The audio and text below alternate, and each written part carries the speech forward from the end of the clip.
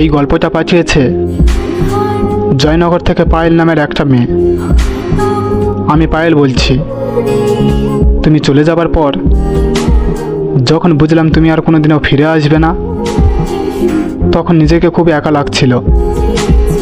নিজেকে ব্যস্ত রাখার অনেক চেষ্টা করেছি। ভেবেছিলাম কাজের মধ্যে থাকলে হয়তো তোমাকে ভুলে থাকা সহজ হবে। চেয়েছিলাম সব কিছু ভুলে নতুন করে বাঁচতে, কিন্তু দিন শেষে আমি হেরে গেলাম। যখনই মনে পড়ে তোমাকে আর কোনোদিনও পাশে পাবো না, তোমার সাথে আর কথা হবে না, তখন বুকের ভেতরটা কেঁপে ওঠে। আমাদের মাঝে এখন 1000 মাইলের দূরত্ব। এই দূরত্ব পেরিয়ে তোমাকে একবার দেখার ক্ষমতাও আমার নেই। তোমাকে ভুলে যাওয়া আসলে এত সহজ নয়। আমি তোমাকে কোনোদিনও ভুলতে পারবো না।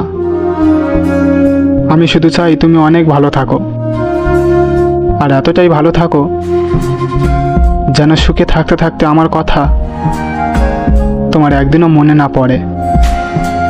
আমার অভাবটা যেন তোমাকে এক মুহূর্তের জন্য উদাস না করে। তোমার এই নতুন জীবনে তুমি এতটাই হাসি খুশি থাকো, আমার স্মৃতিটুকু যেন তোমার মনে আসার সুযোগটুকু না পায়।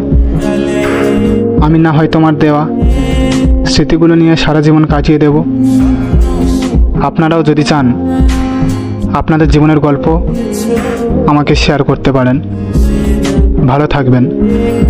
ধন্যবাদ সবাইকে।